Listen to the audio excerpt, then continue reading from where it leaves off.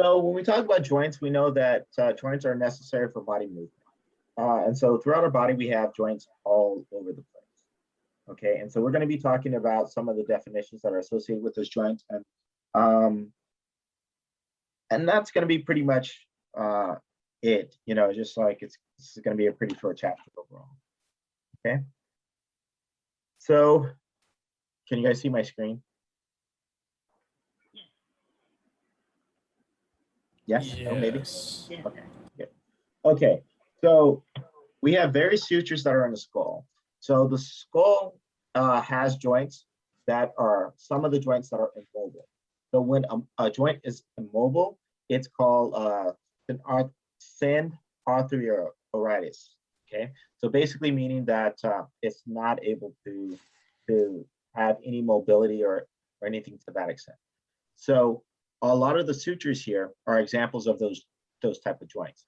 So our skull, which we don't want to be mobile, right? Because otherwise, you know, our brain would be moved around and stuff like that in the way that we wouldn't want to happen. So it kind of serves us, in this case, the immobility of these joints causes it to be kind of stuck in place, okay?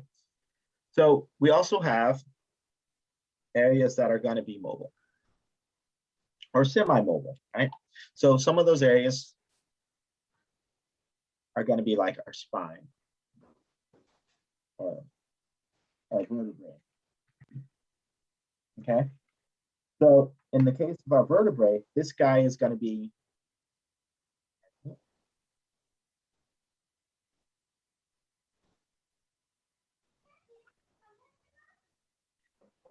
DiArrethesis.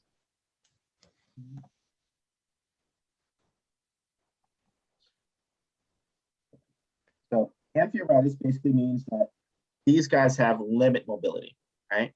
So our vertebrae, you know, we have movement, but it's not like we can flip and, you know, bend completely, right? And so there are going to be cases where that mobility is going to be very limited, okay?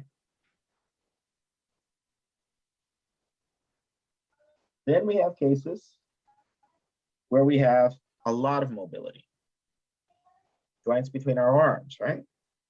So our multi-axial joints.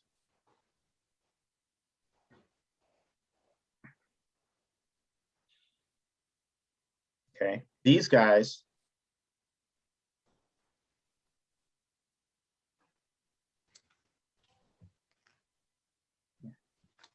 are going to be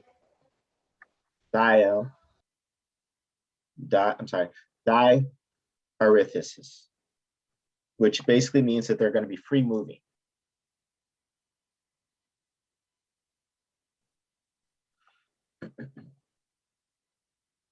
Joints.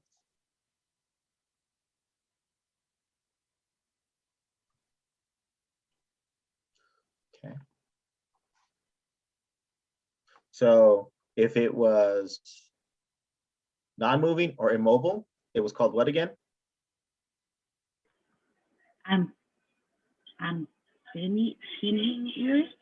Then, yeah. So the first one, is that for like the skull joint? Well, the first one is kind of like the joints between our skull. Yeah, skull joint. So like the little sutures in our skull. Right? So that's thin. Oops.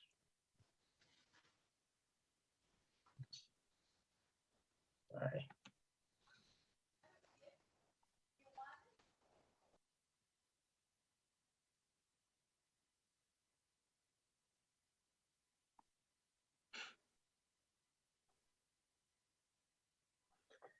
And we had limited.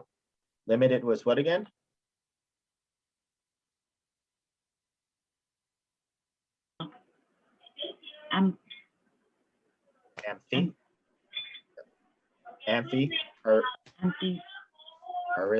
Arthritis.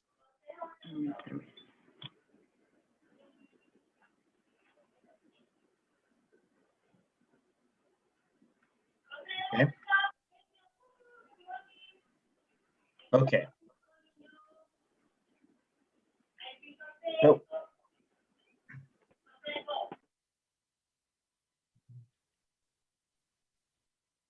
Okay, so we also have what we call fibrous joints. So fibrous joints are basically, they're going to be that connection between bones, right? Mind showing up?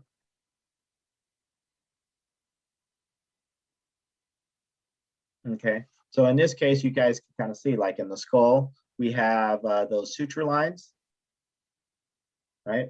And so we have those sutures that are between the two. So the fibrous part of it is going to be, as I said, it's going to make those strong connections between the bones. This kind of gives you other examples in the body. So here we have our ulna, right? And so we have a ulna bone, then we have a radius. And so there we also have some fibrous joints. And so what's actually connecting it is that fibrous joints between those two bones right there. And so that suture line right there is going to be, that's what's going to be connected. Again, the two connecting bones. Okay, and then here,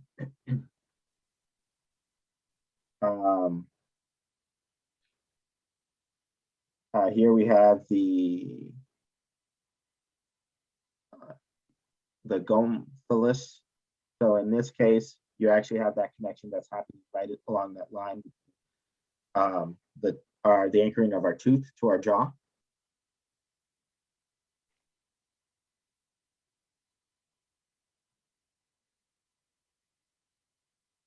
Okay. So when we talk about like newborns,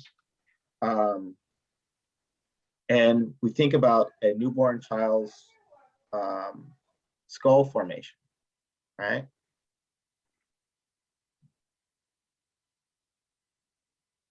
So we always worry about dropping a newborn on its head, because in that case, that tissue is still new. It's not as hardened, and so you have a lot more of the fibrous connection tissue that exists, and less of that bone tissue that's there. So you have a lot more flexibility under those circumstances, right? You guys kind of get that. So you guys know that when a baby is first born, they have all of those soft spots. Yeah. Yes. Okay.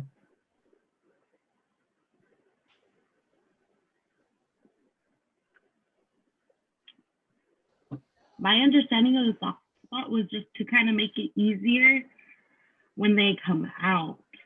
Yeah, that flexibility initially. And then, but over time, that soft spots gets harder, right? Yeah. And so so initially it's fibrous, and then it starts to form those fibrous joints, right? So it's more, fibrous connective tissue first, right? So it's that tissue, so it's not completely formed, and then it becomes a fibrous joint, meaning that it's more of that bone structure and more tightly woven and strong, right? Okay, and so these areas are called, actually, they're called fontanelles. Okay, and those fontanelles develop into fibrous joints. Okay.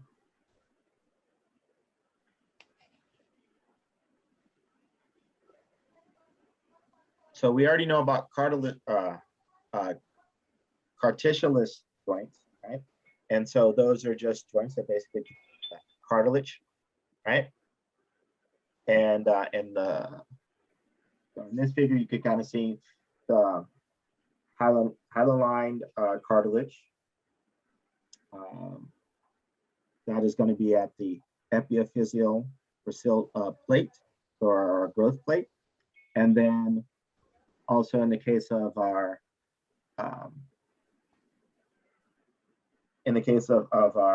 our pubic portion of our body, right? We have that the pubic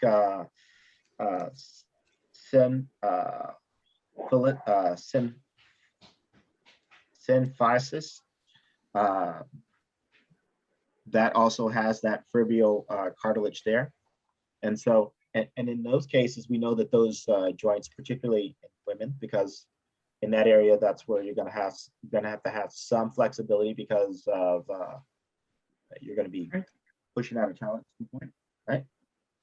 So we know that that guy has to be mobile, right? And so we know that that cartilaginous area also has to have some mobility and some flexibility.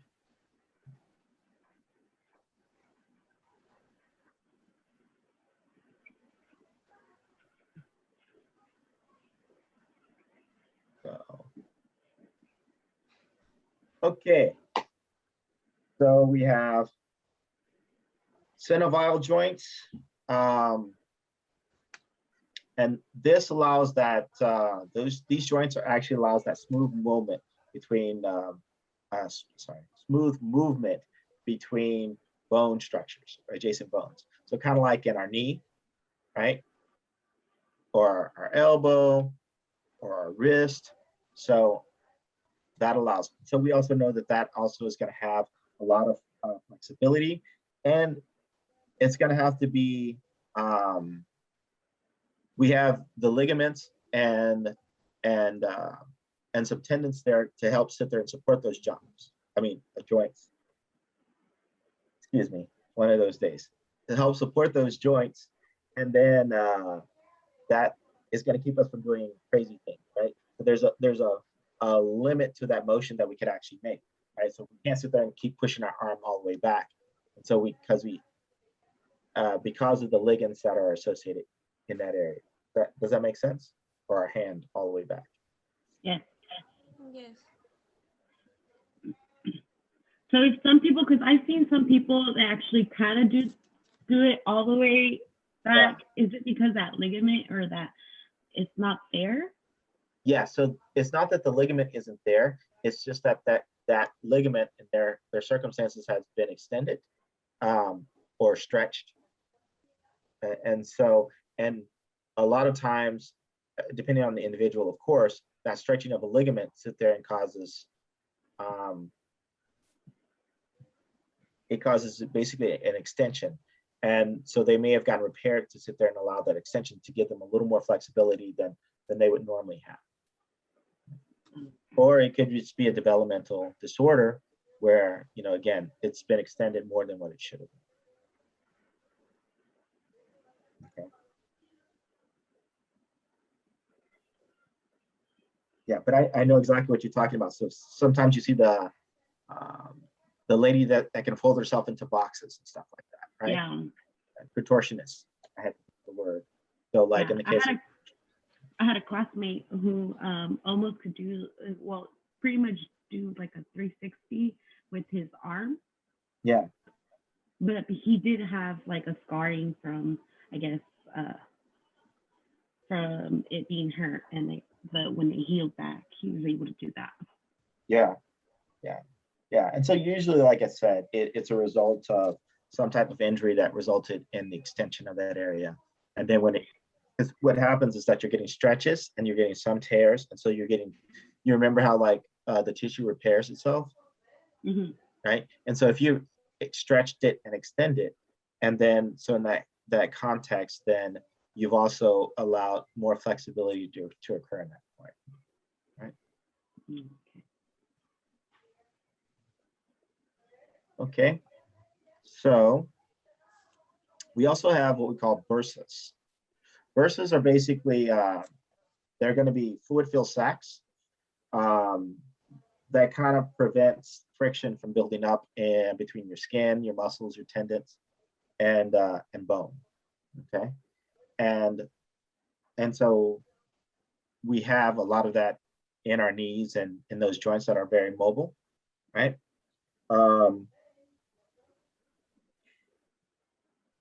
So there are basically three major bursas. We have what we call the subcutaneous bursa. We have the submuscular bursa, and we have tenuous bursa. So the subcutaneous bursa is going to be the one that's going to be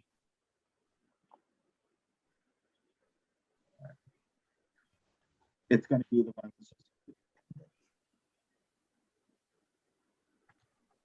or sub meaning under, so under your tendon.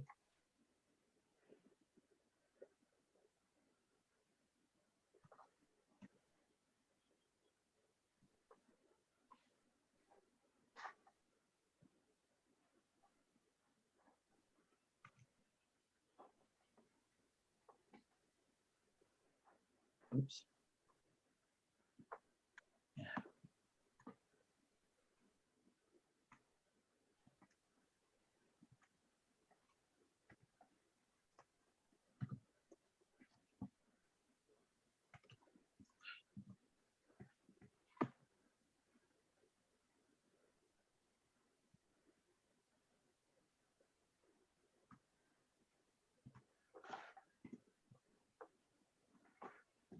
We have this submuscular bursa.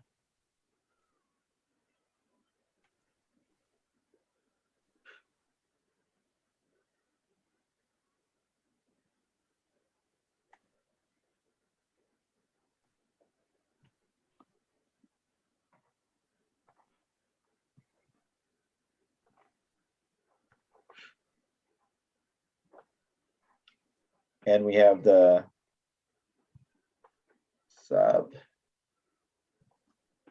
subcutaneous.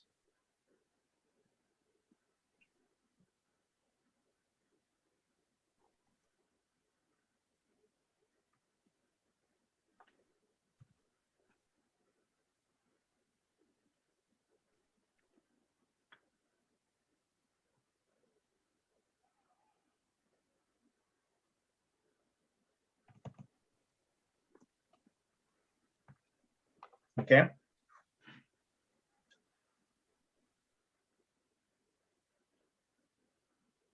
Okay.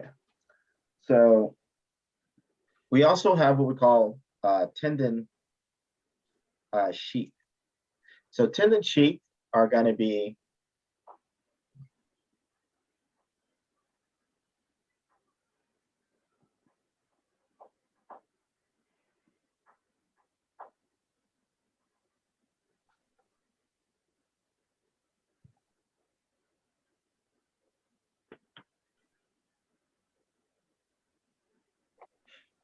so they're going to be very similar to the bursas, but they're going to be smaller.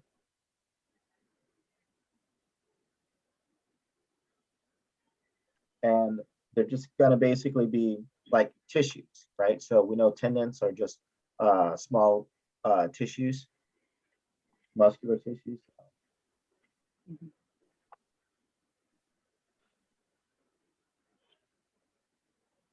It's going to be the connective.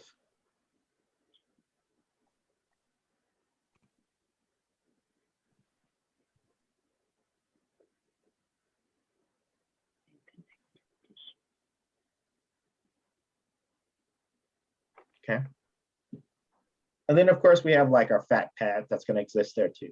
We're going to have a little bit of fat in that area. That's also going to serve its purpose of keeping the joints from rubbing against each other, rubbing it up against each other. Okay. So you guys got that so far? For the the first one on the top, subcutaneous, Yes. found in the skin and, sorry. I think it's that. Oh, sorry. Oops. That's what happens when I try to do too much. So okay. Subcutaneous. Mm-hmm. What was the question? Oh, I just used the last part where it said okay. Found between skin and bone. Okay.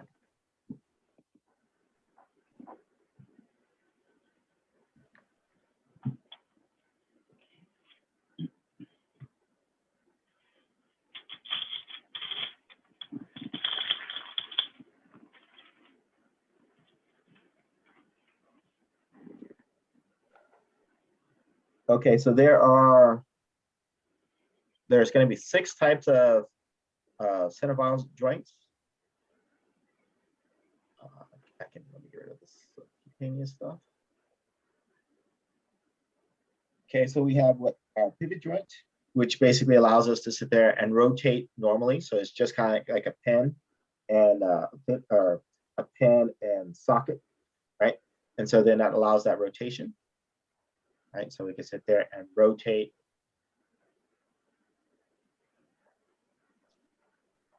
Okay, and so those guys are basically found in our vertebrae, particularly those that the vertebrae next to like the neck. So to allow our head to sit there and rotate. Mhm. Okay, and then we have the hinge joint, which is like our elbow that allows us to sit there and go this way. You notice that you can't move your arm sideways like this. We can only move it forward. So that one is going to be like the hinge.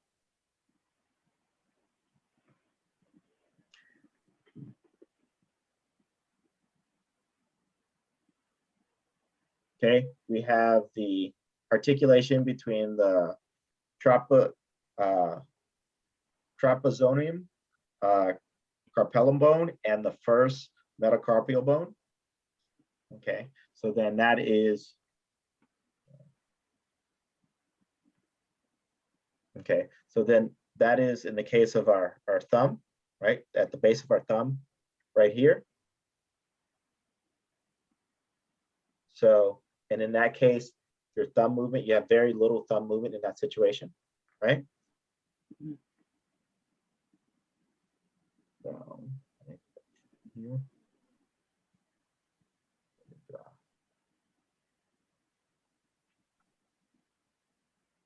Okay, so it's this guy.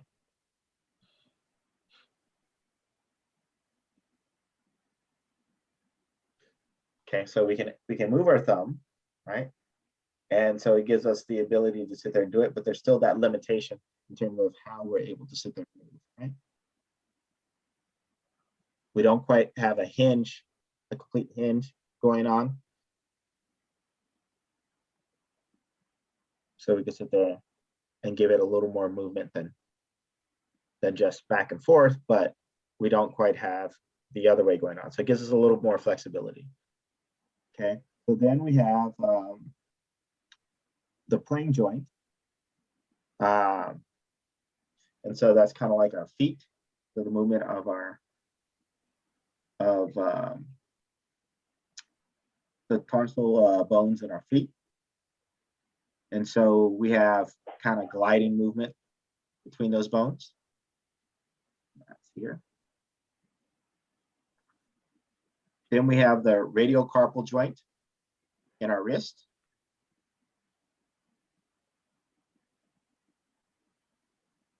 So, and then we have the hip shoulder joint.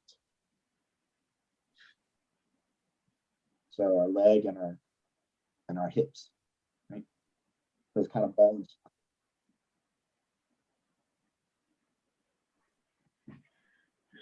Okay, so which allows a lot of flexibility. Okay, so as we get older, the more that we use our joints, they kind of get worn down, right? And then we start getting osteoarthritis. Come on.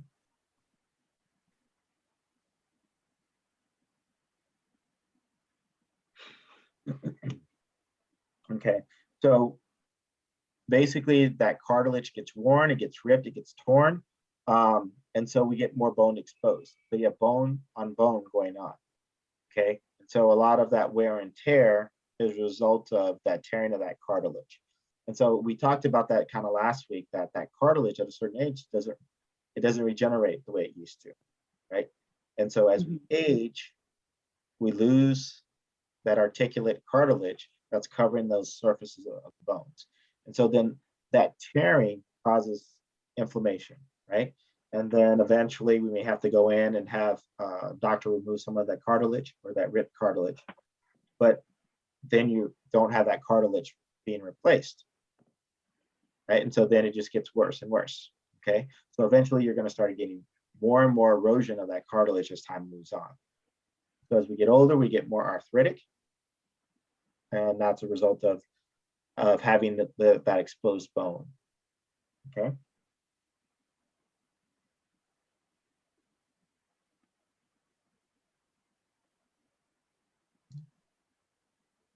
Okay, so we know that all of these joints play a huge part in terms of our movement, right?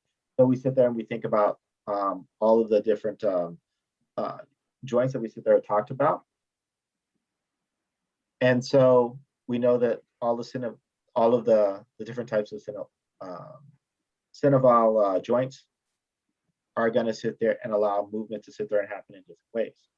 Okay, so like here is just basically a figure that shows you all of the different types of movements that can occur in the different bodies and which joints that are taking place under those circumstances, right? So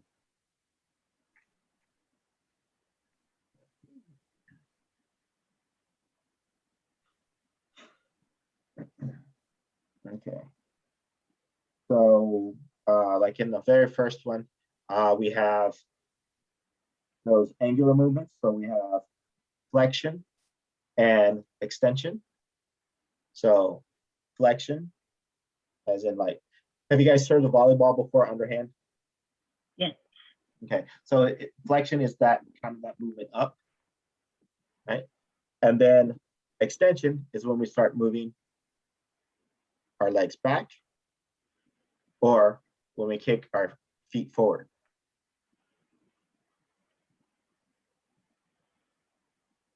So like extending the knee, extension, right?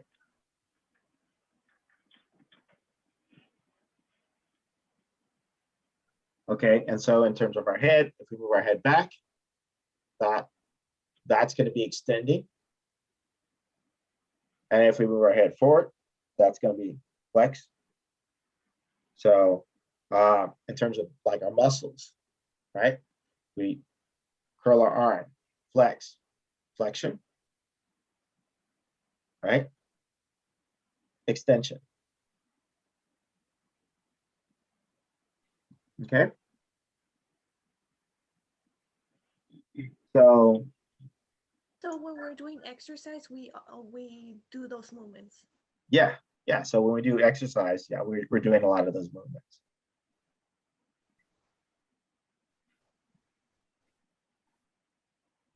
Okay, so we also have adduction.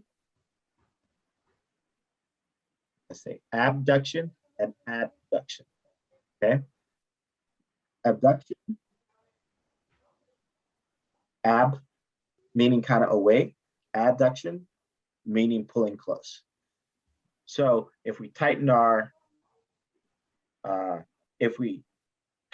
core, pull it together, right? That's going to be adduction.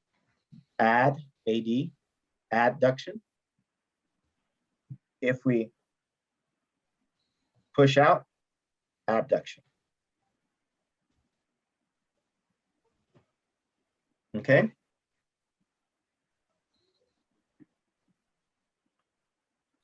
So add is moving close, moving towards you, add, moving away.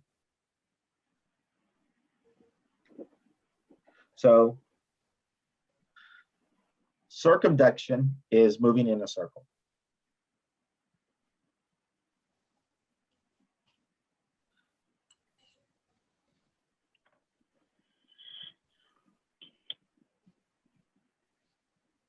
Let's see. We have, in the case of our head, rotation. We can rotate our head.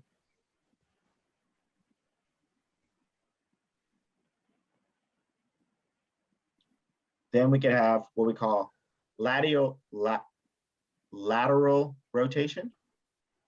So lateral rotation basically means moving out, like out of our body. So kind of like, have you guys ever, there's certain dances like,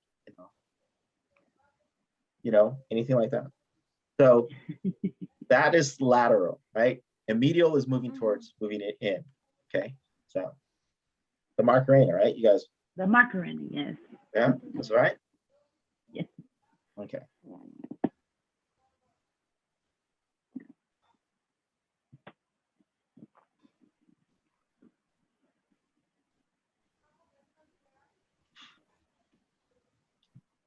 Okay, so when we take a look at our hands, right? So if our hands are upward,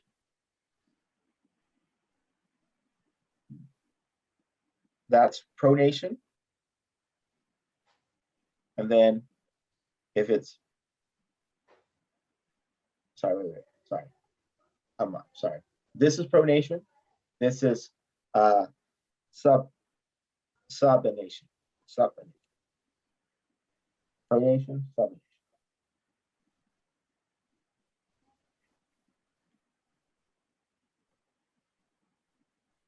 If we curl our toes up, that is dorsiflexion. If we curl our toes down, that's plantar flexion. Up, dorsi, plantar, down. Okay. We have inversion if we put our feet on the inside. We go on the inside, so like towards our little toe is on the ground, and then our big toe is facing up. And then everversion is the opposite, where our big toe is facing down and our little toe is facing up.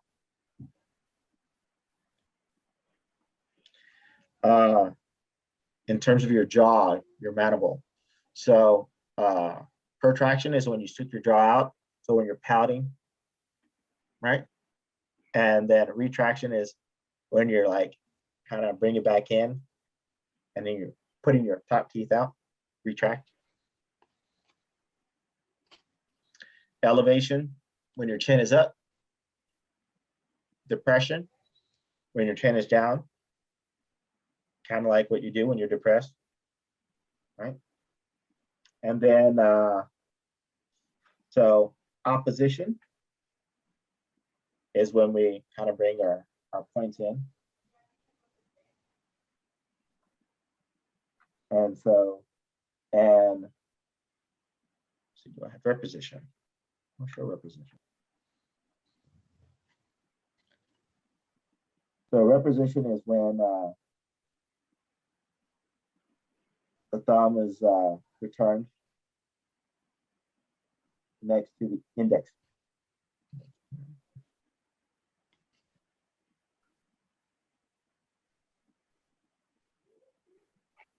Okay.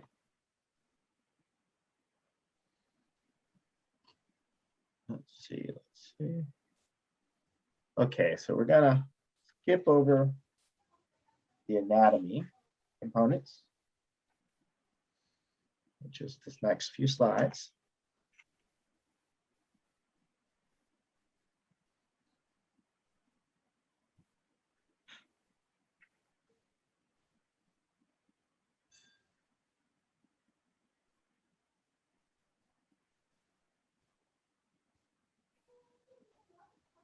I think we're done. So all the rest of them are anatomy. So you guys, what was that? For next week's test, what chapters will be Covered? So we're gonna cover chapter, it's gonna be chapters, we were just talking about this. So it's gonna be 5, 6, 9, and 10. That's gonna be the focus.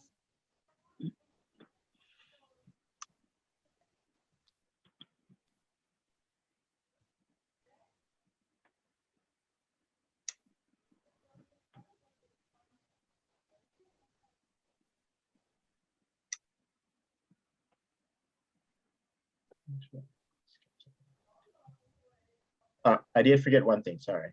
So when we talk about like knee injuries, right?